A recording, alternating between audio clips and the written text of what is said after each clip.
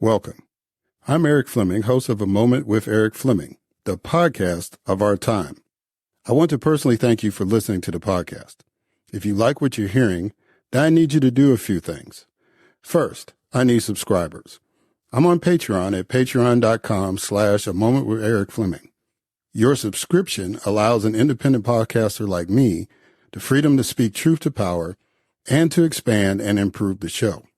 Second, leave a 5-star review for the podcast on the streaming service you listen to it. That will help the podcast tremendously. Third, go to the website, momenteric.com. There you can subscribe to the podcast, leave reviews and comments, listen to past episodes, and even learn a little bit about your host. Lastly, don't keep this a secret like it's your own personal guilty pleasure. Tell someone else about the podcast. Encourage others to listen to the podcast and share the podcast on your social media platforms because it is time to make this moment a movement. Thanks in advance for supporting the podcast of our time. I hope you enjoy this episode as well.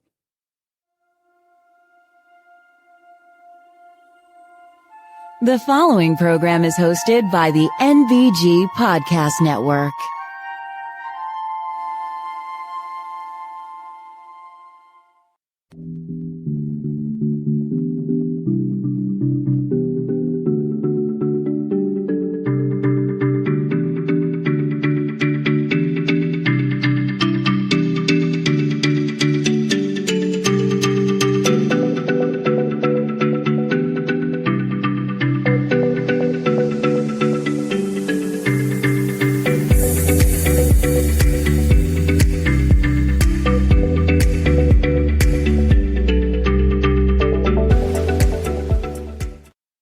Hello, and welcome to another Moment with Eric Fleming. I am your host, Eric Fleming.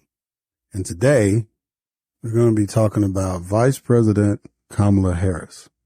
No, I'm not lucky enough to have gotten an interview with the Vice President or even anybody on her campaign staff, but I have secured 3 guests that are going to talk about understanding the vice president a little bit as a candidate and as a potential president. And we're going to talk about the media is covering her and her leadership style and all that kind of stuff. So I think it's going to be good for the listeners to listen to people who have expertise in these particular subjects and have had the opportunity, in one case, one guest, to actually interview her. And so that you would have a better sense, the vice president, as we are very, very close to this election. So y'all stay tuned, listen in. It's going to be really, really good. And I know you're going to enjoy it and you're going to get something positive from it. So let me go ahead and get this started with a moment of news with Grace G.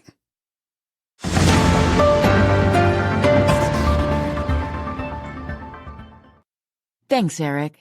A new Reuters Ipsos poll shows Vice President Kamala Harris leading Donald Trump by a narrow margin of 46 to 43%, while a Wall Street Journal poll shows Trump ahead of Harris 47 to 45%. Over 28 million Americans have already cast early voting or mail-in ballots.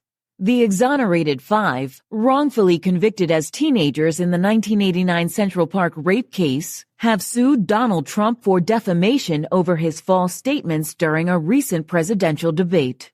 A U.S. judge ordered Rudy Giuliani to relinquish control of valuable assets to 2 Georgia election workers who are seeking nearly $146 million from him for defamation.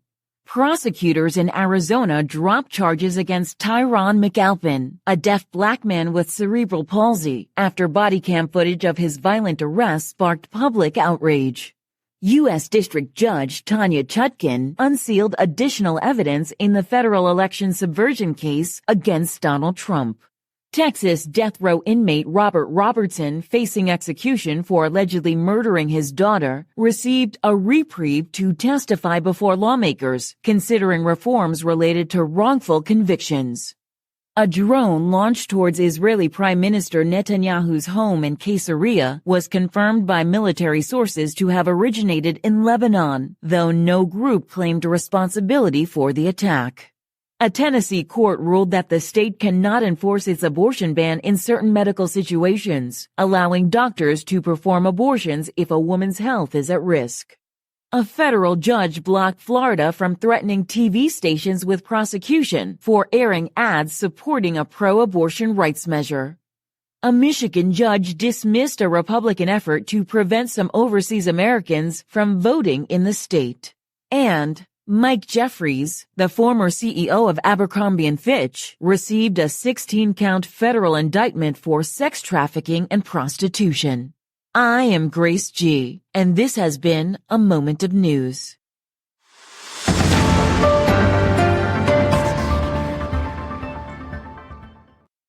All right. Thank you, Grace, for that moment of news. And now it is time for my first guest.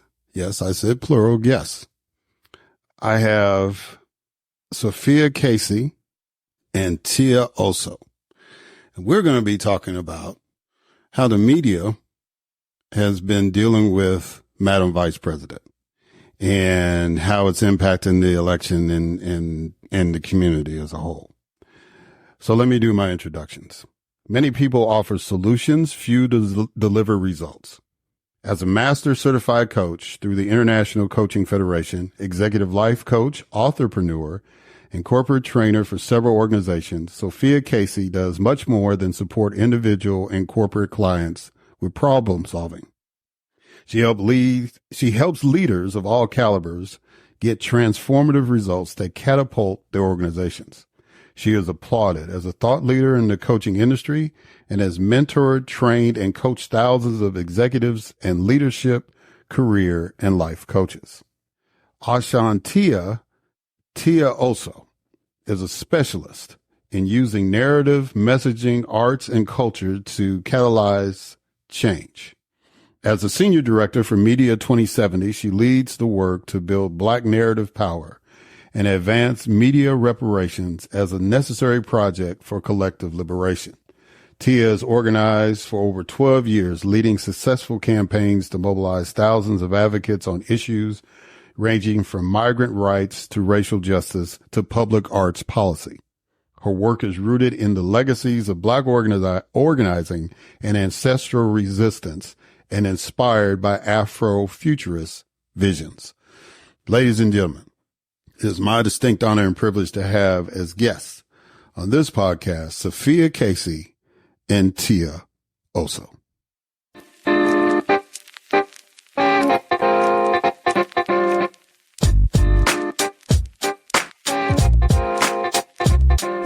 All right. I have Sophia Casey and Tia Oso. Am I saying your last name right, Tia? Yes. If you were Nigerian, you would say Osho, but we're American right now, so. I understand. I appreciate you forgiving my Americanism. Well, I'll do the best I can. Osho, you can say. Okay. Yes. All right. So, ladies, y'all are on the show because we've got an interesting situation that's happening in a few days. It's going on right now, but we got this sister, and we'll get into that debate about whether she's a sister or not, but we got this sister running for president of the United States. And she's currently the vice president. And what I want to talk to y'all about is, as Black women, how do you feel that she is being portrayed in the media? And what is that relationship, and how you would, if you were given a chance, how you would guide her through this. But what I normally do is start off with a quote to kind of break the ice. First of all, did I say how y'all doing? Are y'all all right? I'm good. How you doing, Eric? Well, if you said it, you can say it again. So hi. All right. All right. So here's y'all's quote. Politicians aren't concerned with political fallout from shutting out reporters. They instead believe that new ways to communicate mean they no longer need journalists to reach the electorate. What does that quote mean to either one of y'all? Well, immediately what came up for me is that they no longer need journalists because they're not always necessarily telling the truth. They're creating the truth. And from my experience with many journalists are about telling the truth and telling the facts and telling the story with the facts. But historically, politicians have created their own truth. And I imagine a lot of them see their job as convincing you that what they say is the truth is actually the truth. But I kind of sort of agree with that. Interesting. Can you repeat the quote again for me, Eric? Okay. Now I moved away from it, and okay, let me see. Sorry. That's all right. Well, basically, the quote was there was this article I had pulled up, and it was saying that politicians don't need journalists anymore because they have all these other outlets as far as dealing with podcasts, and they can go directly on the internet and use social media to get their message across. So what do you think about that? Because you are part of that new age. It's like your organization Media 2070 wants to support the Black press, but it's beyond just the newspapers. It's the podcasts, it's the internet people, it's the creatives and all that. So how do you respond to that criticism that politicians don't need traditional journalists anymore? Got it. Yeah. So I think that the idea that politicians need journalists and journalism is, the relationship between the two is really a tricky one, especially when we're talking about Black people and Black communities. And so, Media 2070, we're the media reparations campaign. We were launched with this essay that talks about the history of media, the media system and media institutions harming Black communities, and how the birth of the Black press came out of the need to defend Black communities, protect Black communities, and give us the information that we really need and deserve. And so this idea that politicians don't need journalists, I think we're actually talking about the traditional broadcast, right, and newspaper institutions are no longer the gatekeepers, right, of politicians being able to reach mass audiences because of technology, because of social media, because of blogs, and also how people consume their media. Everybody's not sitting down to watch the news every day. Now, the Black women voters in my family are they watch the news every day. Okay.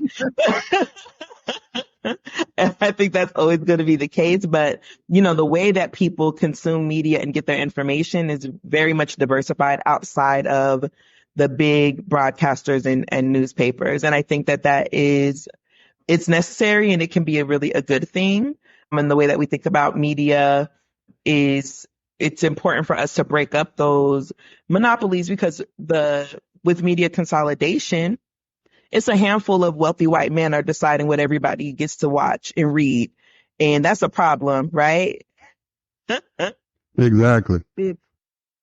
Well, look, I feel like they can't infiltrate is how we share stories and media updates just within community. Yes. Within community. They're trying to figure out how to touch it, but right.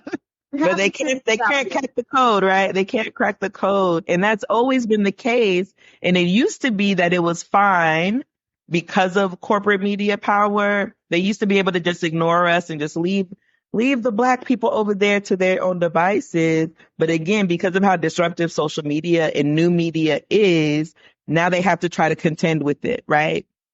Yeah. And they seem like they seem like they were very, very upset. Now, I'm going to read this white woman said something. Her name is Margaret Sullivan. She said, sure, Vice President Harris deserves scrutiny, but she doesn't deserve smears and stereotypes amplified by journalists and pundits addicted to clicks. And I want Sophia to address this one first, because you're a life coach. So your whole thing is about helping people get their act together, bottom line, and how to deal with certain things. One of the things that this lady Sullivan was talking about was when Vice President Harris first became the nominee, or it looked like she was going to be the nominee, a lot of the Republicans started saying that she was a DEI hire. And so how would you tell, cause I think she handled it, she just basically ignored it, but it's like, how do you navigate a client of yours, or as a Black woman, how do you navigate that accusation? It was like, well, the only reason why you are in the position you in, cause, we have to give it to a Black person. Well, in the line of work that I do, and I work with predominantly Black women, C-suite executives, so they're confronted with this all day, every day, upside down, every which way, absolutely. And the thing that I support them around is, what is their truth? What is their truth? I mean, historically, for Black women, for Black people, we've always been told who we are, how we should show up, what's our truth. And so I really support them around being clear about what their truth is, because especially a lot of my clients work in corporate America. So they're going to the battlefield. I call corporate America the battlefield. They're going to the battlefield each and every day, and where people are telling them who they are, telling them which rooms they can be in and which rooms they can't join. I've even experienced that in my career many, many, many times. And so I really encourage them to be very clear about their own self-awareness, because they're going to need that. They're going to need that. Also, make sure they have a village of support. Sometimes it can be tough. You out there in that world and you're getting beat up constantly and being asked to prove yourself and jump higher than them. Jump higher. How do you take care of yourself, and how do you take care of your mental health?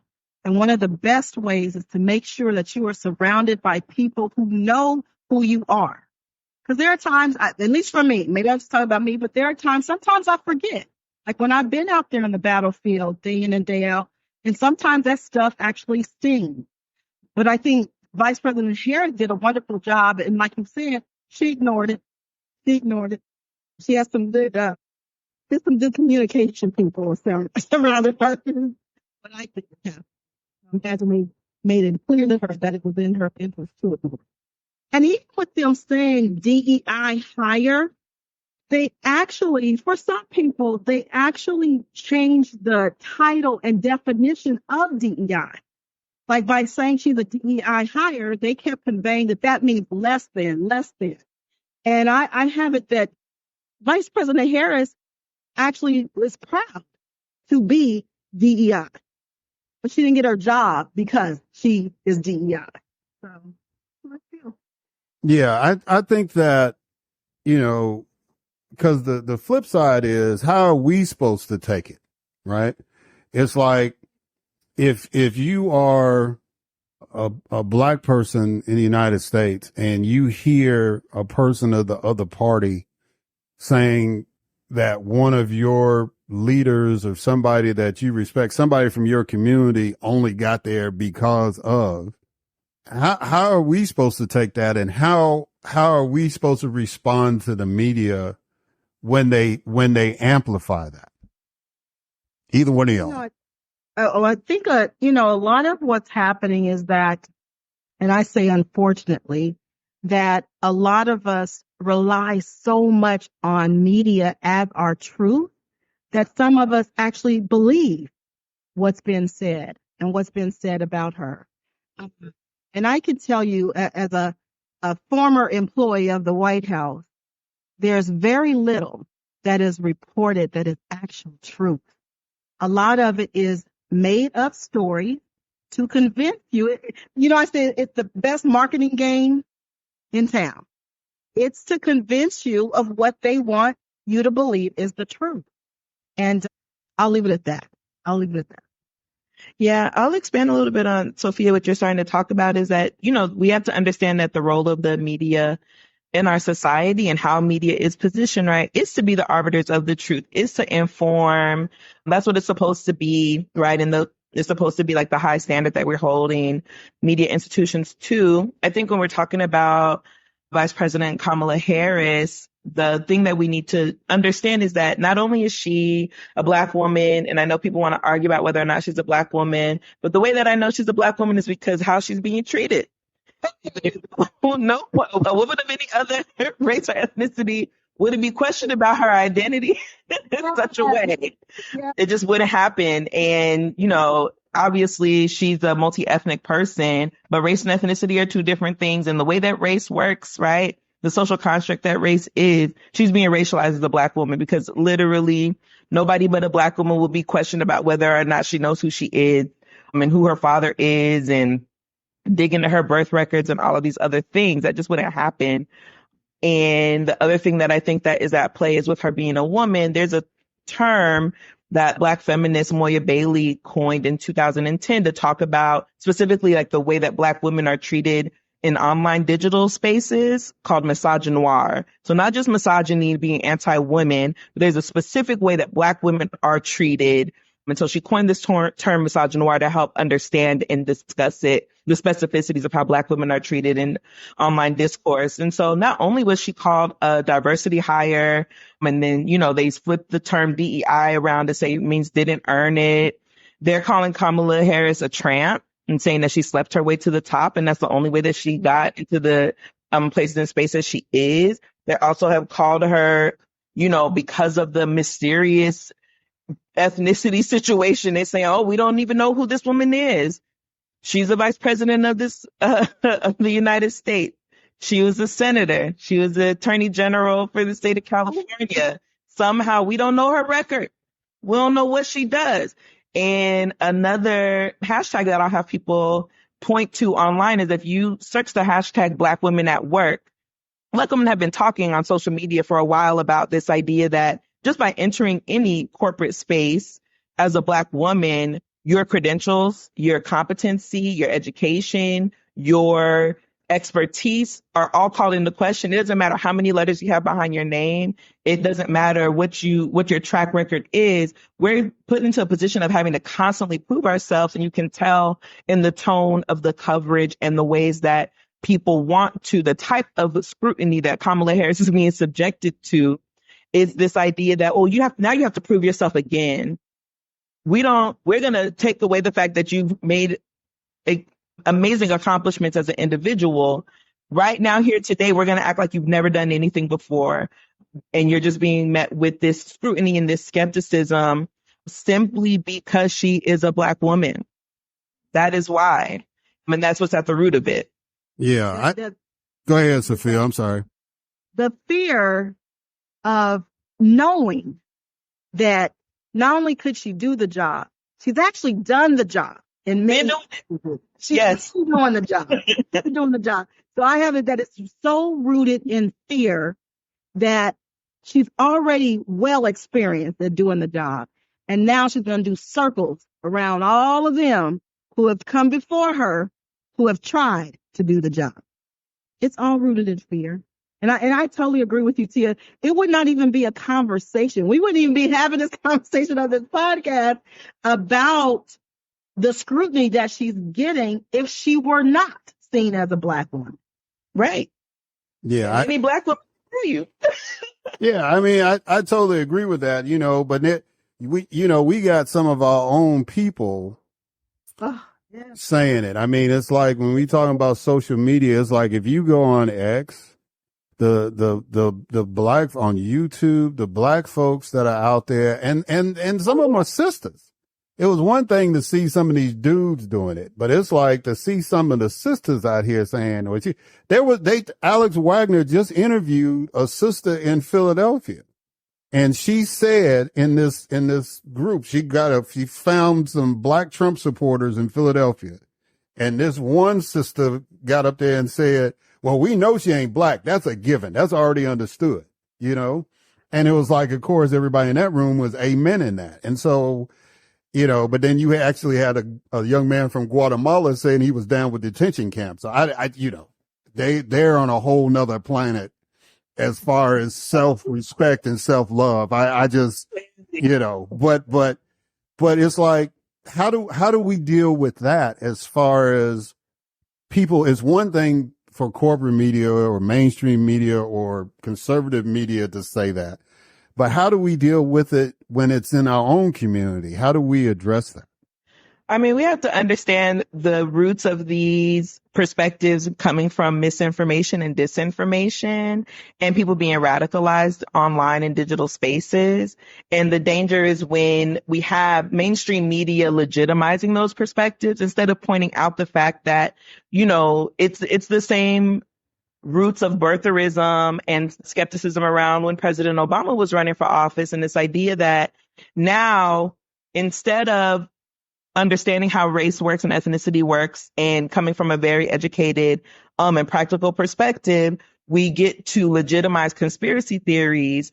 And, you know, there's a lot of conversation around Black identities right now in various online spaces. And so we're legitimizing those perspectives as though that is how race works and operates, especially in Kamala Harris's life.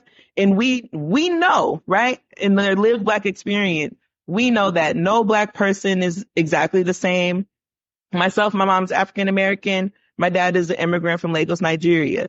Nobody has ever said you're not Black to me until I got on the interwebs earlier this year. That, oh, you're not Black. Since when? Since when is that how race works? So why are we legitimizing these kind of fringe ideas instead of contending with the fact that, oh no, Black identity is definitely nuanced, but that doesn't mean that Kamala Harris isn't Black. How do we also, I feel like there's some underlying conversation that aren't happening that are being kind of mixed in with this idea around Kamala Harris's identity because it's rising to national prominence. But there are both parties are really flawed in how they approach engaging Black voters and Black communities.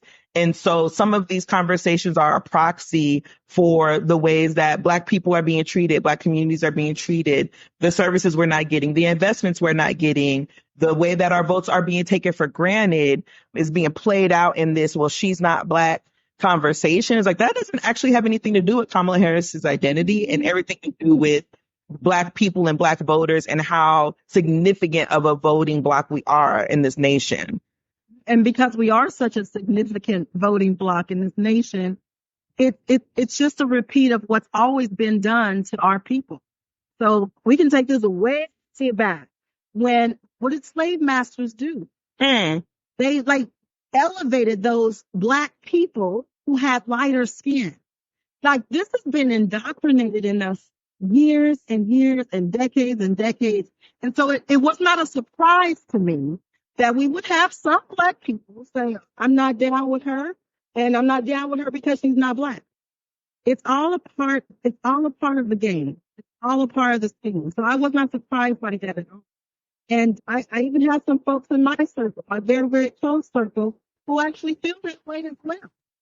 Yeah, I just thought it was interesting that, you know, when Trump went to the NABJ meeting in Chicago and made that statement, oh, well, now she's Black. I thought she was Indian. Now she was Black. I guess, you know, when you wrote them checks to her when she was running for, you know, Attorney General or U.S. Senate, whichever one he was donating to, I think he donated to both. It was like, I guess you thought she was an Indian, so that was okay. You know, she was from South Asia. She was Southeast Asia. It was all right. But if she was Black, you wouldn't have wrote the check. I mean, you know, but then people ran with that in the community. And then the other thing now, he's gone on a rampage, and now he's saying that she's stupid and she's lazy and those folks are just eating it up. And it's like, that's why. And then, but we still have people in our community that's parroting that. And so what would it I mean, you know, we're this close to the election. People are not going to change their minds, but I'm looking at the big picture. I'm looking at what happens on November the 6th when all this part is over. Mm-hmm. And now first of all, I think she's going to win. I think she's going to win big, and I'll get into that in a minute. But when this election is over, right, this has opened up some really, really serious divides in the Black community. Tia, you kind of mentioned it, because one of the things that really has pissed me off is I'm of an age where when I was in college, we were all about Pan-Africanism. It was like, it didn't matter what part of the globe you were from. All of us were African, and our goal was to connect. And it's like, now that we've thrown some money in the conversation, we start talking about reparations, because that's the truth behind it. Now all of a sudden, well, you ain't Black, and all, it goes back to, I always refer to the thing in school days when Lawrence Fishburne got in there and said, "What's up, brother?" You know, and Giancarlo Esposito's character is like, "I'm not African, I'm from Detroit." You know what I'm saying? And now we're living that argument in real life. So on November the 6th, 2024, how do we get past this election and start using the platform or even advising Vice President Harris? How do you start bringing the community back together? Because this is a division. This is real. This is really happening. And I'm really concerned that that's going to impact, you know, in my vision, how she governs, but even more so how we move forward, regardless of who's in office, to get things that we need done. Yeah, it's a great question, Eric. And I think that the adversarial relationship, you know, any Black woman, like I said, any Black woman who's ever had a job where she had authority could tell you Kamala Harris is about to have a hard time as the president. She's going to have a hard time with her cabinet. She's going to have a hard time with Congress. She's going to have a hard time with constituencies. And the battle around what is the Black agenda, right? How do we win reparations? The fact that there are so many, to me, bad actors and prominent, influential, you know, with microphones, honestly, influencing the way that Black people are talking about it in a way that is really divisive. You know, I could put my conspiracy theory hat on and say, well, who's paying these people, you know, to say that only certain people are Black and the rest of y'all ain't Black? And who's paying these people to say, well, we need to disaggregate our data for the United States Census so that we're making sure that only certain people are going to get reparations? HR 40 has never been passed. Why are we already arguing on who's going to get the payout? Okay. How is it? The conversation is happening now because there's a possibility of a Black person being in charge. And we know they're going to take care of their own. So we better start dividing them even more. Even more. Been divided enough. Exactly, Sophia. And so I think that it's not just a question around unity, but it's a question around strategy. And it's a question of, I want to see the numbers of how many of these people are actually voting and where they're situated. I want to see how we're contending with, you know, your congressional representation, the people who actually move the levers of power that we need to have influence on. You know, Jamal Bowen and Cori Bush were both primaried out of their seats this year. And I don't see these people talking about those, you know, lineage African Americans losing power in Congress, people who actually were in position, would be in position, right, to help move a Black agenda forward, champions of a Black representation. So I feel like it's time for us to get very serious about what it means for us to have quote unquote Black political power in this country, because we aren't being strategic about it from my perspective. And I think that having, you know, a Kamala Harris presidency isn't going to change anything about any of that. It will just be, it will feed into the vitriol. It will feed into the divisiveness if we're not more clear about what the motivations are of these people who are trying to divide our community and doing it successfully in a lot of ways. And we'll continue to be successful by giving us all something to churn over and talk about and post on social media and have discourse about. Meanwhile, we're missing the bigger picture.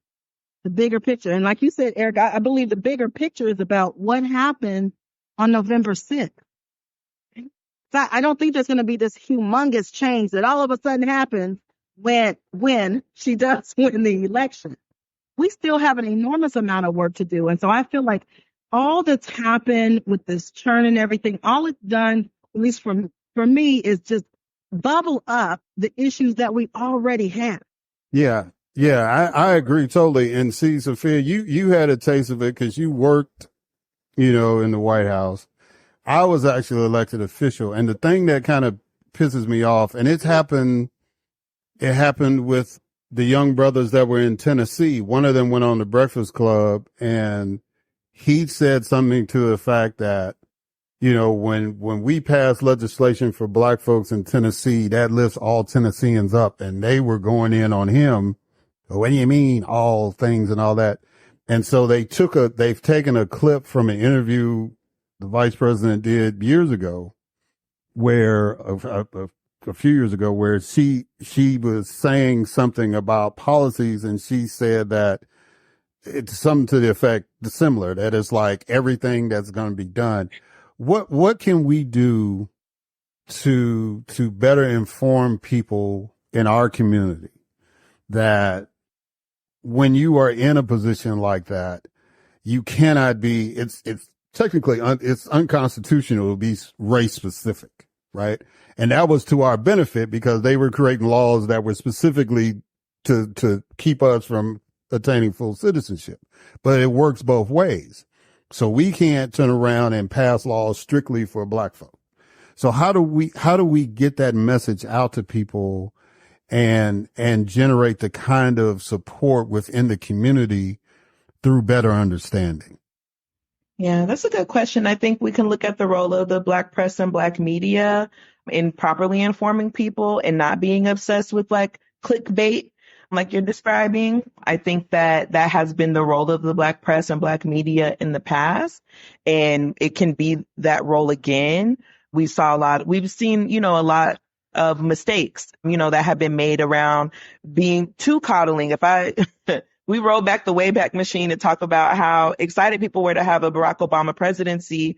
Where was the first 100-day agenda from the Black community, right? Instead of this kind of idea that, well, now he's in office, we made songs, my president is Black, we're super excited, and any critiques that were leveled against him, there was not strategic alignment around how to hold the presidency accountable now that we've delivered you into office, okay, with 95% of our votes.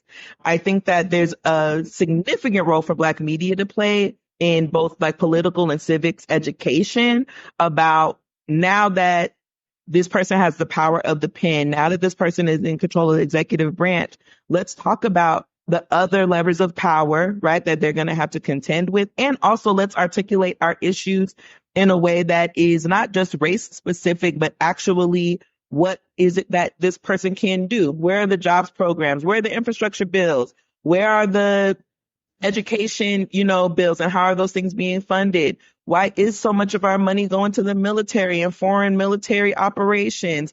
We could challenge our Black press and our Black media to better inform our constituencies and our communities, and not, waste the huge platforms that they have asking questions about, whether or not you smoke weed. Yes. Yes. Yes. Honestly. And whether or not you Black, and whether or not you do this, and whether or not you're a gun holder. Well, hello. Have you looked at her past career? Of course she's a gun holder. Like, it's distraction. Yeah. Yeah. So as I figured we were going to be, we were going to use up most of the time. And this is a great discussion, but I want to close out with this, and I'll tell the story real quick. So in 2016, I was still in Mississippi, and my alma mater, Jackson State, wanted me to come on, start off the radio program on election night for the election night coverage. So, I got on my T-shirt, I got on some sweats, I go down to the station, because we're going to be doing this, on the radio. So then the numbers started coming in, and all of a sudden it's like, it's not the slam dunk with Hillary. It's like Donald Trump's about to win this election. So now it's like, Eric, we need you on the TV station. I'm like, oh my God. You know what I'm saying? So it's like I said, in T-shirts and sweats, but now I'm on the TV station trying to explain why this has happened. I bring this up because I think a similar situation is getting ready to happen. I think all the pundits, all the media people are saying, oh, it's close. This is neck and neck and all that stuff.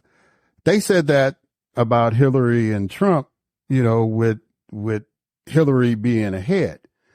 I think it's it's going to be another one of those nights where it's like she's going to win, and she's going to win in a commanding way. That's just me. And that's just my assessment of what I'm seeing, the energy that people, the issues that are out there that are motivating people to go vote. There's going to be some states that people think she's going to win and she's not because of a particular issue. And then there's some states where there's like writing her off and she's going to win big.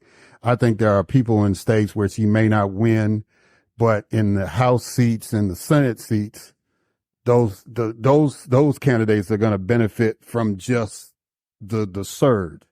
What is y'all take on that? And yeah, that's just what do y'all think? Do you think that it's going to be close based on what y'all hearing and all that kind of stuff? Or do you think that she's going to be his brains out? I actually don't think it's going to be close. I think she's going to win with strong numbers, as evidenced by how much the mainstream media is trying to convince us that it's going to be really, really close. No, not that it's going to be really close. It's really, really close right now. I feel like it's just more of the same of what we've been talking about. Media is a powerful, powerful, powerful tool. So powerful that it can convince us of what is our reality. So I'm actually one who doesn't believe that it's so close right now. And I don't believe it'll be so close on November 5th either. In fact, I'm actually working in the middle of the day on November 5th. So I'm not watching so much of that and hearing so much of that commentary back and forth and up and down. But I can do that because I'm not in media. So I'm actually hosting a, if you would, like a business conference call for predominantly Black coaches to focus on November 6th and beyond. So I'm not stuck to stand there because I'm like, we need to focus on what happens next. What happens next? And not get so wrapped up into that. Yeah, thank you for that, Sophia. I too will be trying to distract myself during the horse race, type of coverage, because that's what's interesting, right? And that's what gets them ratings. And that's what, unfortunately, mainstream media is very, invested in, is that horse race. It's so close. It's neck and neck. Stay tuned right here. Okay. So you don't miss more of our blithering on about how close it is. So I think that the thing I hope it isn't close. The thing that I'm going to be paying attention to, honestly, is the tone of the coverage and how much our media, again, gives legitimacy and undue weight to skeptics and detractors of Kamala Harris, and the way that they're going to shape, to your point, Sophia, our understanding of whether or not she's a legitimate candidate, whether or not she won by a big enough margin. Oh, well, and then, what they're also going to do, and this is not even a racial thing, but this is just the way that I feel like people treat Democrats and Republicans in the media. The very next thing they're going to say is, oh, well, what type of concessions are they going to be willing to make to the Republican Party? Because, you got to unite. The Republican leaders get to, be the dictators and set the agenda. Yes. Democrats get to be the ones who are, the uniters, and they need to spend all of their energy uniting the nation now that things have become so divisive. And so they're going to, are they going to make her the mammy of the nation and say, oh my gosh, Kamala Harris, why aren't you bringing us together and healing our racial wounds from 400 years, right, of strife? You better make sure that you bring this country together now after they've been calling you a tramp for 6 weeks. Yeah, not to cut you off, Tia, but when you said the man is like Mamala, they're already using the term. I've heard that. Yeah, it's Mamala. We need you, Mamala. The next minute she ain't got no kids. Now, which is it? But it goes back to what I said earlier. This is not new. Black women built this country. Black women cleaned up constantly. We still cleaning up after the mainstream's mistakes and mess up. It's no different. So it's like, I want to spend my energy focused on, okay, with her winning, there's still a lot of work to do. And making sure that I don't end up in spaces, and I'm supporting others with not ending up in spaces where we are looked at as Mamala. Yeah, yeah, absolutely. And, you know, should the other scenario happen and she doesn't win, the way that they're going to try to lay it at her feet, Yes. that same dynamic. No, they're not going to lay it at her feet. They're going to lay it at people like me. They say, you black men didn't do it. Y'all black men didn't come out here. So I'm about if the other scenario happens, it's like they all going to be, you black men didn't do enough. So that'll be a whole nother show. We have to come back and do that one. Sold us out. We're already ready. Tia, they're already ready. They've already started it. Okay. We all have. It isn't funny, okay? But it is funny because, like, since when have you ever put the burden of this nation's victories on black men's shoulders? Since when have we forced black men voters to be the saviors? But all of a sudden, because it might be tight, because black men are, for better or worse, expressing, political viewpoints that are not falling in line. And we expect, again, Kamala to get all the black men to fall in line and say, how is that fair to anybody that's in the discussion? Mm-hmm. Yeah. And we don't talk about any other voters like this. No, we don't. We don't. And just real quick, I remember when I was on the state executive committee, this white member came to me and said, Eric, we got to get all those, you got to get all these black folks out. We got to get them. I said, and I need you to get 1 out of 4 of your neighbors. That's all I need. I just need 1 out of 4 of your neighbors, including you, to support and we will win the election. We gonna do our part. I need you to do yours. So, they don't get that accountability, but look, that's going to have to be another episode. We're going to have to get y'all to come back. Sophia. It's definitely another episode. Absolutely. So Sophia, Tia, tell folks how they can get in touch with y'all and stuff that y'all doing. Just you can find me Sophia Casey everywhere. And the thing that I am most focused on and most committed to right now is increasing the number of Black credentialed and certified coaches on this planet to be able to support the aftermath. So Sophia Casey everywhere. Awesome. Oh, my name's Tia Oso. You can follow Media 2070 on all platforms, Instagram.com/media.2070. Our website is mediareparations.org. You can find me at Tia Oso on LinkedIn as well as Instagram. And yeah, we are fighting for a media system that loves Black people. And so you can join our email list and follow us online.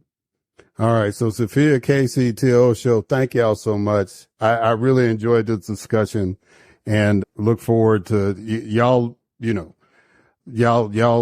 have a standing invitation to come back. Your friend Tiana understands that rule. So if anytime y'all want to come back home, just feel free to do that. And we'll, matter of fact, we might need to come back after the election sometime or maybe after the inauguration and see what's going on. We give everybody a little break. You know what I'm saying?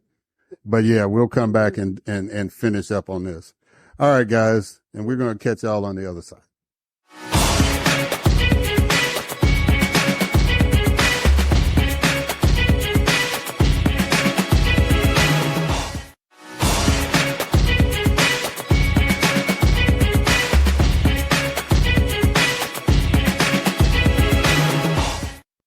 All right, and we are back. So now it is time for my next guest, Dr. Nii-Quartelai Quartey. Dr. Nii-Quartelai Quartey is a political journalist, Pepperdine University professor, and prominent convener in the fields of dialogue and social change. Born into a Ghanaian American family, Dr. Quartey holds a doctoral degree in organizational leadership and a master's degree in social entrepreneurship and change from Pepperdine University. He also holds a bachelor's degree in political science with a minor in critical approaches to leadership from the University of Southern California. Throughout his career, he has been featured on various media outlets, including The Oprah Winfrey Show, MSNBC, CBS News, CNN, News Nation, SiriusXM, The Grill, and as a daily news anchor for Fox Broadcasting and Fox Soul. He currently serves as host of a More Perfect Union radio talk show and podcast produced by KBLA Talk 1580 owned and operated by Tavis Smiley. Before returning to his passion for political journalism, for over a decade, Dr. Quartey has been actively engaged in policy advocacy efforts on issues ranging from civil and human rights to childhood obesity to senior issues. These experiences have been foundational to Dr. Quartey's distinctive approach to political journalism, where he aspires to humanize leaders, listen for teachable moments, cautionary tales, and challenges underlying assumptions. And so he also has written a book called Kamala, the Motherland, and Me. And so we're going to be basing our conversation off of this new book that's just been released. So ladies and gentlemen, it is my distinct honor and privilege to have as a guest on this podcast, Dr. Nii-Quartelai Quartey.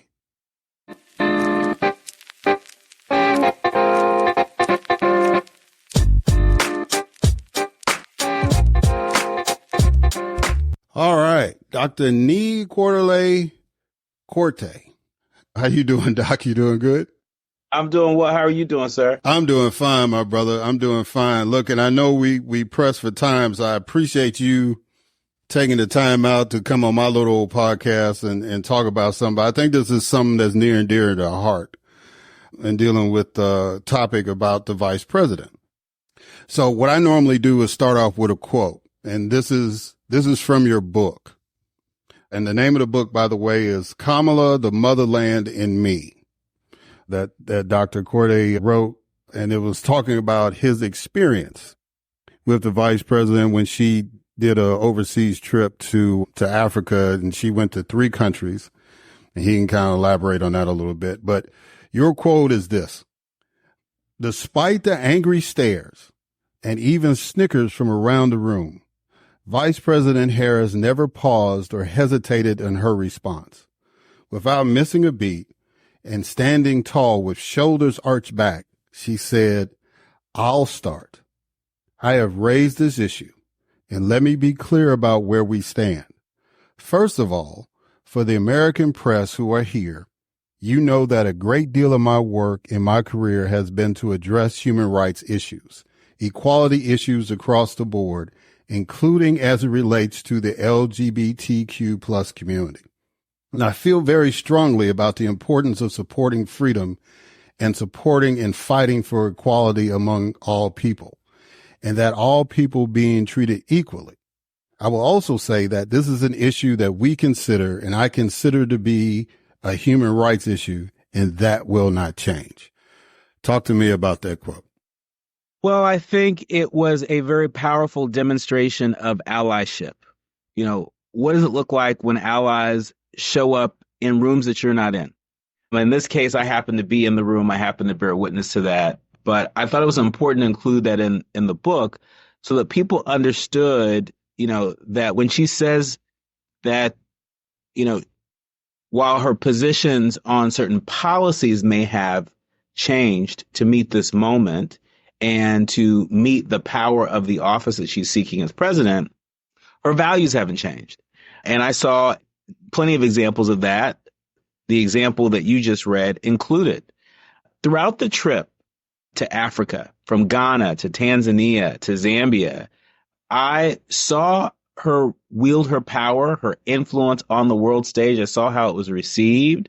I found her to be a competent, cutting-edge leader capable of meeting the moment. And I think there are so many of our fellow Americans that have seen that on the campaign trail. I think for folks who've been following her career for many years, I think we've seen her grow as a leader, grow into each office that she's occupied. And, I believe that this is a leader that does not see the hopes and dreams and ambitions of Black Americans as at odds with Black people around the world. And so, oh my goodness, we have, an American leader, potentially the next president of the United States, who wants not just turn the page, on other folks who've occupied that office, but she wants to turn the page on these sort of antiquated views of Africa, right? She goes to Africa and she sees the possibilities. She sees possibilities for investment, possibilities to invest in cutting edge technologies, possibilities in terms of supporting the creative economy there in a way that's not disconnected from the hopes, dreams, and ambitions of Black Americans and all Americans here. Right. And to me, it was a symbol of her courage. And you kind of alluded to that because the backdrop of that response was a question from a New York Times reporter who was aware that in Ghana, there was legislation at the time that was going to make it a crime to be involved in same-sex relationships. And she asserted the American position to her colleague, who was the president of Ghana. And of course, he gave a classic response. Well, it's not even an issue yet because no legislation has passed. You know, he gave a real political answer. Yeah. But I thought that was also a good example about courage. So that leads me to this question. What else did you learn about her leadership style and how effective a president you think she would be? On her leadership style, she's very detail oriented. I think sometimes too detail oriented, sometimes over prepared. And I think we see examples of that in her responses to questions even on the campaign trail, where it's very easy for her to think as a lawyer, right? And I think, she's really grown as a leader in terms of being able to communicate her positions without getting too lawyerly, right? But I also observed that she cares a lot. She cares deeply, deeply about the future. She cares deeply about young people. Almost every stop on this trip in Africa, she didn't miss an opportunity to remind those of us that are part of the press corps and anybody who would listen that by 2050, 1 in 4 people on the planet Earth will reside in Africa, where right now the average age on the continent is 19, right? And so she understands that if we aren't in the business of creating more opportunity and investing in young people, then our future as a world superpower, our future in terms of being a leader in the global economy is going to be uncertain. And again, she's connecting the dots to the dreams and ambitions, not just of young people in Africa, but Black people across the diaspora. She sees us because she is us. She is a part of us. I've got to say one of the best compliments I've received since publishing this book came from a brother who tapped me on the shoulder and he said, "Dr. Quartey, aren't you the author of Kamala, the Motherland and Me?" I said, "Yes, sir." He said, "I'm reading your book." I said, "Well, thank you." He said, "I'm on chapter 3. I said, "Oh, really?" He said, "Yeah." He said, "Your book is a Kamala Harris mythbuster. And he said, as much as they try to make it seem like she's not like us, already on chapter 3 of your book, I feel like she's more like us than I thought." Yeah, and that was going to lead into my next question about this whole notion of her Blackness. That she is, people are trying, and that, these are people who are trying to portray her a certain way. It was very deliberate that Donald Trump said what he said at the NABJ meeting to put that seed of doubt in the community. And it's the same seed of doubt that was put in when Barack Obama ran. What characteristic or what did she do for you personally that made you realize that she had that kind of connection, that she identified and understood who she is and why we in the community shouldn't doubt that? Well, let me just say, as a Black gay man, I think that question has come up for me over the years. I remember many years ago, before I returned to journalism, when I was doing advocacy and organizing work related to Proposition 8 in California. That was the ban against same-sex marriage in California. And the same night when California helped elect President Obama, it was the same night that folks in my home state supported a ban on same-sex marriage. And so what ensued was years of public education work to bridge the gap, to challenge people's assumptions about who they thought LGBTQ people were and who in fact they were. And so there are many times where even I've received that question, are you black first or are you gay first? Right. And so I think there are a number of folks that are oftentimes put in position where we have to sometimes, validate our blackness.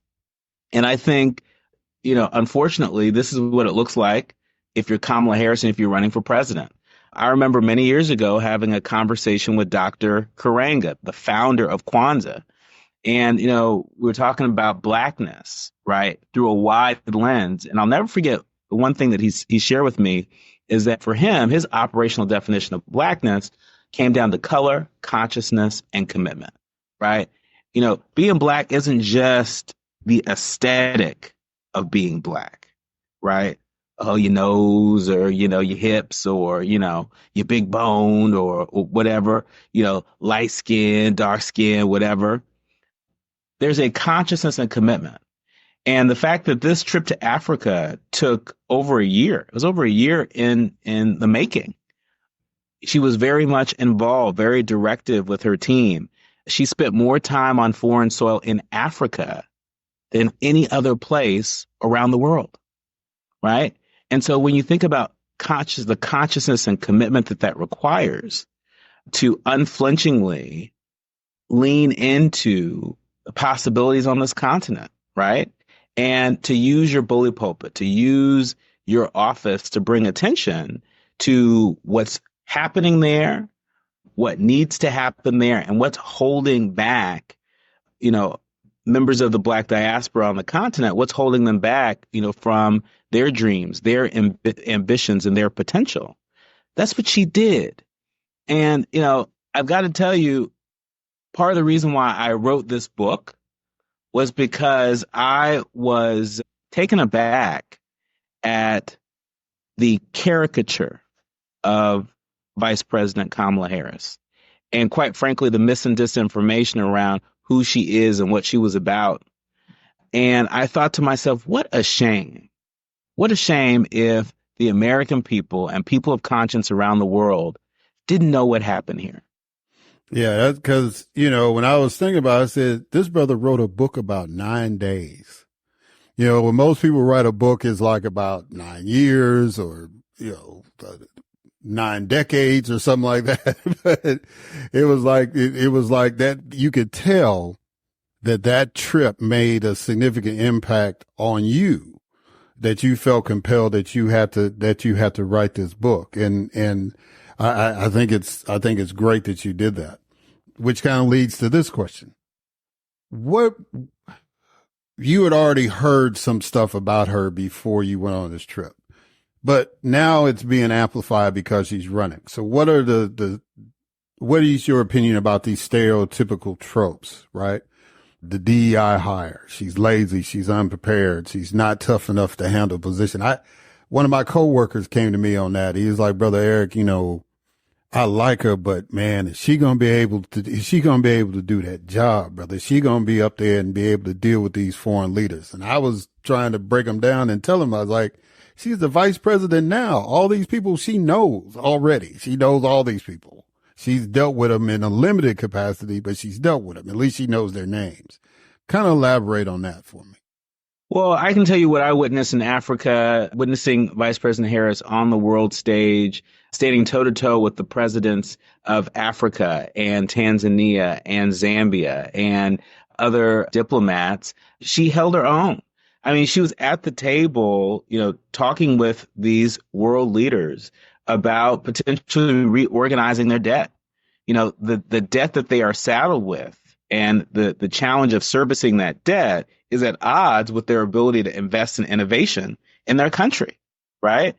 National security related issues. There are a lot of hot spots around the world.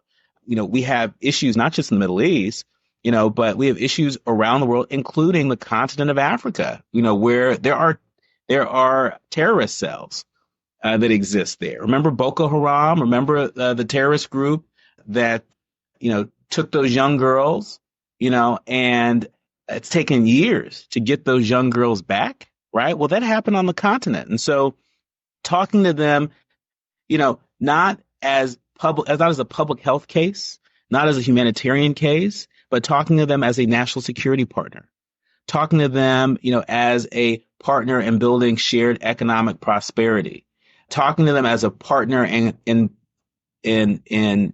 the effort to combat climate change, right?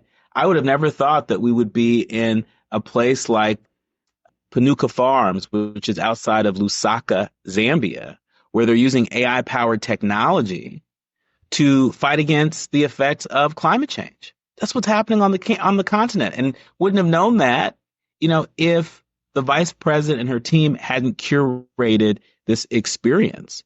And so there are leaders in industry that take the calls from Vice President Harris. She's raised billions of dollars in public-private partnerships, just working the phones behind the scenes. And so, I think there's a lot of work that the vice president is doing and has done both out front and behind the scenes that demonstrates that, she is ready for the next step in leadership. In this case, it looks like her run for the presidency. She is doing commendable work that I don't think she gets nearly enough credit for. And so I thought it was my duty that people would know more about it. And that's why I wrote Kamala, the Motherland in Me. How confident are you that the majority of American voters will see her positive attributes and will vote accordingly? This race is going to be a tight race. And right now, as we sit here, there have been a number of polls that have affirmed that this is a race where they're tied. It's a statistical dead heat. And so that to me says it's going to be a turnout election. And whichever candidate is able to turn out the majority of their supporters plus one, right, will become our next president. And the effects of their presidency across the diaspora could not be more stark.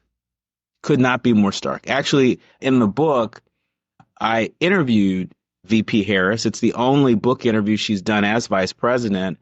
And I asked her straight up, straight no chaser, what's at stake for Africa, for the Black diaspora, if Trump gets another term in the Oval Office? And she answers that question. And so, my job is not to tell people how to vote, but my job is to give people information. And in this age of heightened mis and disinformation, the role of journalists, the role of storytellers, the role, of folks that are in community could not be more important. I believe that the vice president's secret weapon may be those sort of disaffected Republicans, that are fed up with the former president and the movement that he's created. I think those orphaned Nikki Haley voters, for example, may be a part of the coalition that gets VP Harris over the finish line on election day. I also think that, independent voters, it's hard to look at the evidence, to look at, the plan that these respective candidates are offering for the future and, decide that you want to return the former president to power, right? And so I think the biggest question right now for folks is really between VP Harris and staying home. And former New Jersey Governor Chris Christie recently said as much on The View. I think if you're not supporting the former president, you probably made that decision right now. But I think the onus is on the VP to give people an affirming reason to support her. And the book Kamala, The Motherland and Me is chock full of anecdotes and reasons, quite frankly, for folks to support her leadership, right? When I wrote this book, she was vice president. She was not the Democratic nominee for president. And so I don't want your listeners to think that, this is sort of an 11th hour effort to support the Kamala Harris campaign. It just so happens that this book came out a couple days after she became the presumptive Democratic nominee. And, that just makes the story all the more important. Well, that's also my argument about divine intervention. Just real quick, I don't think it's going to be close. And based on some of the events that have been going on and just the way certain things are happening, I just think the dynamic, and I was a candidate in 2008 for the U.S. Senate when Obama ran, and it was very similar. It was like you could feel that undertow, right? And you could see it happening. And so I'm more convinced now than it has been, than ever before, that it's not going to be as close as people think. I think she's going to win big, but that's a discussion for another day. Look, you got to go. But before you go, tell people how they can get this book and how people can tune into your show and how people can reach out to you. Absolutely. And I really thank you for the opportunity to talk about Kamala, the Motherland, and me. I believe it is some of my best work yet. And so I can't wait for folks to pick it up and take me up on this invitation, join this literary journey. You can get it on Amazon, on Barnes and Nobles, on Mahogany Books, and any online book retailer. You can get the book there. You can also tap into my show, my radio talk show. It's called A More Perfect Union on KBLA Talk 1580, the Tavis Smiley station. Each day from the White House to your house, we're tracking some of the biggest political headlines. We're engaging in conversations with compelling leaders on the front lines and engaging in expert analysis. And so it's 1 p.m. Pacific, 4 p.m. Eastern. People can join us live by simply downloading the KBLA app to listen to us live or on demand, or simply tell Alexa to play KBLA 1580. And there I am for your listening pleasure. And people can follow me on IG at Dr. Nii-Quartelai. That's DrNiiQuartelai. Well, Dr. Nii-Quartelai Quartey, thank you for doing this. I had the privilege of interviewing Tavis back in 1997. So, wow. If he vaguely remembers that, then I don't want him getting mad with me for keeping you longer than you need to be. But I greatly appreciate you writing that book, and I greatly appreciate you coming on the podcast. Thank you so much, brother. Absolutely. And Eric, can I just say one last thing? Go ahead. As we sit here today, one of the things that is dismaying to me, the fact that the LA Times, the newspaper of record in my adopted hometown of LA, opted not to issue an endorsement when the editorial staff had drafted an endorsement for VP Harris.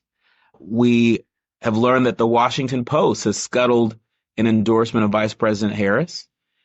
And there are some reports that Jeff Bezos, their owner, was a part of that. I want to underscore the moment that we're in, where seeking the truth has never been more important. I want to commend the leadership over at the Houston Chronicle, who issued their endorsement. I also want to commend the leadership of the Philadelphia Inquirer, who issued their endorsement, both having endorsed VP Harris. And I want to salute them. Back to what you said earlier about courage. People demonstrate courage when they demonstrate courage in the face of, potentially losing favor with people that they wish to enjoy support from. And so I just want to take a moment out to salute my fellow journalists that are on the front lines, putting their bodies on the line in pursuit of truth so that we, the people, can make the best possible decisions if I didn't share that with you today. Well, I appreciate that. And that's going to be a good segue for how I'm going to close the show. So, Doc, thank you so much for that. And all right, guys, and we're going to catch y'all on the other side.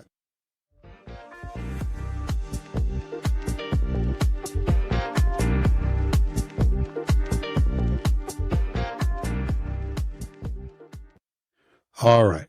And we are back. And so now I want to close out a little bit. Before I do, let me thank Coach Casey, Sister Osho, and Dr. Quartey for coming on. Greatly appreciated the time that they were able to give to offer some insights, hopefully dispel some rumors and myths, give their perspectives on those rumors and myths, and give you a better understanding. Because I feel, and I've had this conversation with coworkers and all that, and I've got some coworkers that's supporting the other guy, and I've got some coworkers that are supporting her, and I've had some coworkers that had some questions about the vice president. And, you know, I did my best based on my knowledge, experience, and training in the political world to make my case for her and why I think that she will be an incredible president. And it'll be more than just the history she would make in being the first female. I think that she is going to be a generational leader because the times dictate that. And unlike her opponent, I believe she's going to rise to that moment, right? Because when he had the chance, he did not. And that was a shame. You know, when people say that they want somebody to fail, right? Like Jim DeMint in South Carolina. I'll never forgive that man for that. You don't want your elected officials to fail. You don't want that. Because failure, or you don't even want them just to suck at the job, let alone fail. Because we all suffer from that, regardless of who you vote for, right? Once the dust is settled and the oath is taken and the transfer of power has happened, you want government to work, regardless whether your person got it or not. You want it to function. And we saw between 2017 and 2021 what it looks like when government is not functioning, or when government is not prepared, or when government and leaders in government don't rise to the occasion, right? So we don't want a repeat of that. At least I don't. And so that's why I'm supporting the vice president. That's why I'm encouraging everybody to support the vice president. But most importantly, I want people to vote, right? I'm not going to give you a speech about that, but I am going to touch on something that Dr. Quartey closed out with. And that's this whole issue of courage, right? It's not going to take courage to vote. It takes commitment to vote. It takes understanding your responsibility to vote. It takes courage to lead. It takes courage to do the right thing, even if it's not popular. It doesn't take any courage to do the wrong thing. That's the easy way. When I think about that, I think about, and this is my Christian teaching coming out, so y'all forgive me. But, you know, when Jesus was in that desert and Satan came up to him and said, God, you can have all this, everything. I will surrender the world to you if you just come on board, if you denounce your father. That's where we get the phrase, you know, man doesn't live by bread alone, right? You biblical scholars can correct me if I got that wrong, but do you get the gist of what I'm saying? He resisted the temptation to fulfill his purpose. For us, that would be an act of courage. For him, it was his mission, right? But he did the right thing. And so today, as we're recording this, 2 major newspapers in the United States decided not to endorse a candidate for president of the United States, the Los Angeles Times and the Washington Post. Now, there were some papers that did. I think the Houston Chronicle was very smart to do that, saying Vice President Harris is supposed to be in Houston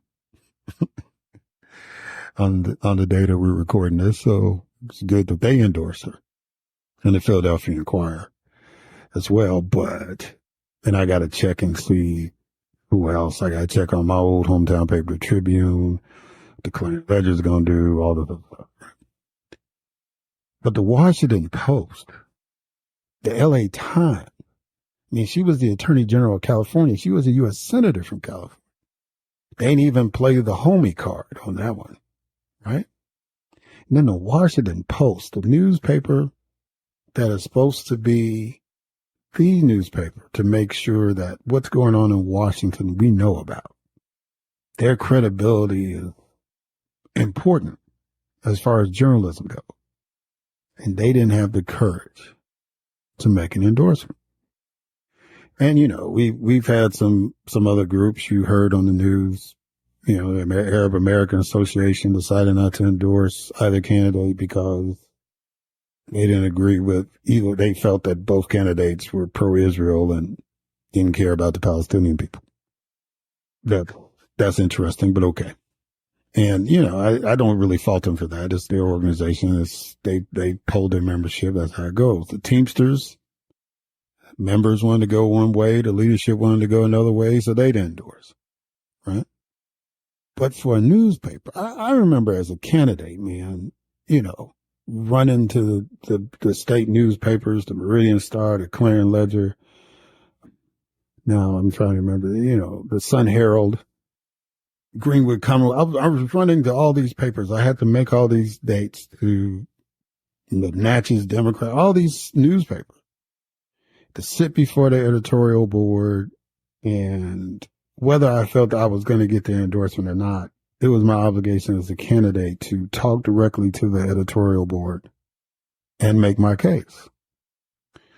And, you know, even without the endorsement, you know, I got a story in that paper because they were going to cover me showing up at their respective newspapers. And it's just a rite of passage, right? But even more so in this age where a lot of people are not using mainstream media, especially newspapers, right? They're getting their stuff online, you know, whether it's Reuters or BBC or, you know, they're using cable news, or, you know, they're trying to find a newspaper that's close to their political leanings even, right? To stay in a safe space, get the spin that they want to have, right? So for two major newspapers, the LA Times and the Washington Post, to sit this one out, probably the most important election. And I know people say every election's important, blah, blah, but I mean, just think about it. For the Generation Z, this is clearly the most important election because this is going to set the foundation. This is, for a lot of them, their first time voting.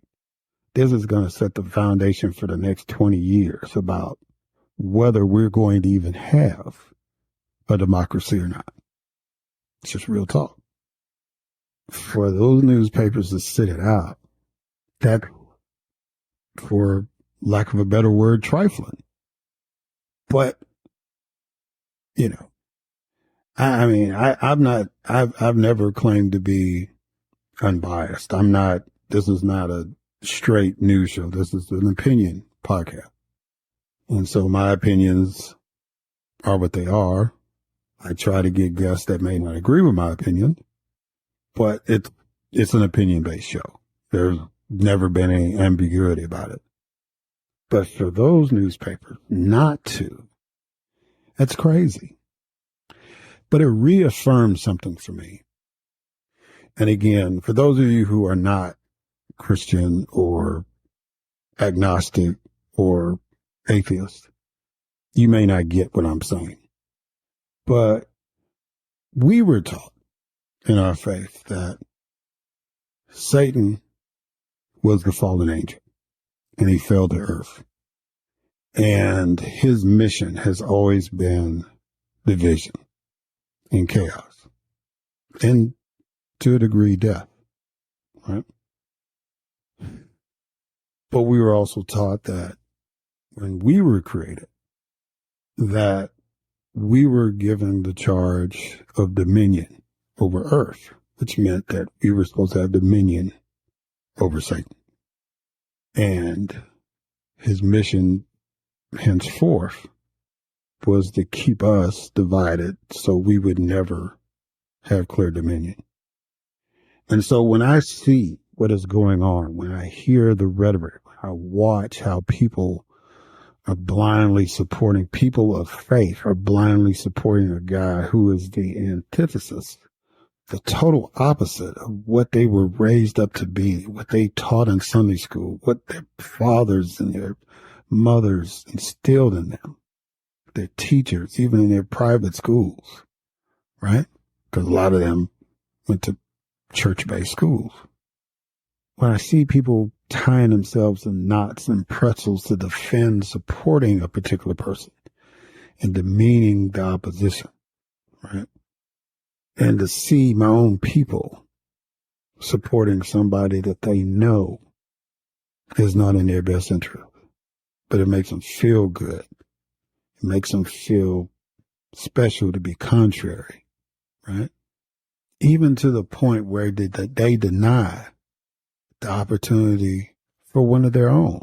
And you can say Kamala ain't black if you want to. If that makes you sleep well at night, that's fine. That ain't the truth. Brother, the Dr. Quartey gave you the test. Color, consciousness, and commitment. Gave you the test. And he said she passed it in his assessment. And he's probably not an easy professor to study under. You know, I think he can see through BS, right? And so, you know, if that makes you feel better at night that you can say that she ain't one of us, that's fine. But as far as me and my house and me and my friends, we know. Been there, done that. Don't want to see the rerun, right? But even just all of that, all of this chaos and all this stuff, and even the fear, right? Because really, for major newspapers not to endorse any presidential candidate, I mean, if they had endorsed Dr. West or Dr. Stein, that'd have been better than nothing. Nothing? Miss Claudia out here running, you could have endorsed her. Nothing? Brother from Georgia with Chase, libertarian candidate, endorsed him. Wanted to play it safe. Nothing? Nobody? But even that is an affirmation to me that when it's all said and done, the 47th president of the United States is going to be the current vice president of the United States, Kamala Debbie Harris. And on January 20th, 2025, on Martin Luther King's birthday, or at least a holiday, she's going to say those 35 words at 12 noon and assume the office. This just affirmed it to me. Now, I've done my part. I voted already. So, the rest of y'all in podcast listening land, y'all need to go ahead and vote too. Because most of y'all listening to this podcast are probably going to do the same thing I did. And made sure that she had some help. He voted for people that were going to be not only in the U.S. Congress, but in the State House to make sure that the craziness doesn't continue at the local level. And in my case, to make sure that that trial that's supposed to happen here in Georgia goes forward. Because Fonnie Willis is literally running against an election denier for her position as district attorney. So, yeah, took care of all that. So in my friends, listening audience, y'all in y'all respective states, I expect y'all to do likewise. Or at least I hope you do. But this is just further affirmation that it's going to happen. And so if I'm wrong, I'm wrong. And we'll deal with that when that comes. But I don't think I'm going to be wrong. And regardless, I want people to still have courage I want people to still have hope. I want people to still have the will to fight for what is right, regardless of the issue, whether it's reparations, whether it's reproductive rights, whether it's LGBTQA plus rights. Forgive me, guys, for that. You know what I'm saying.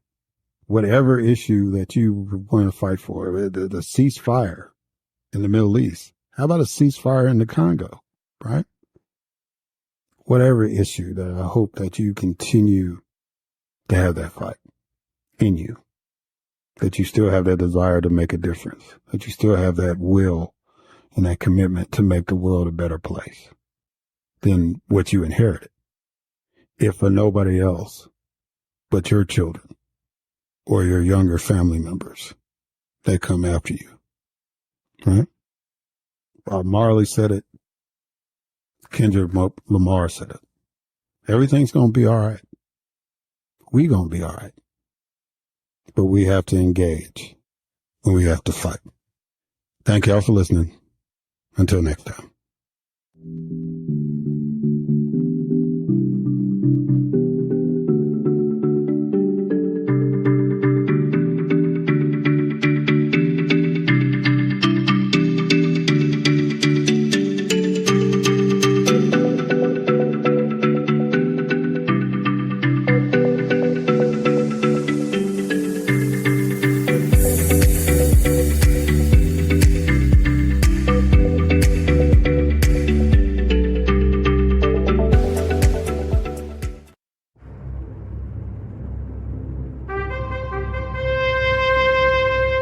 NBG Podcast Network.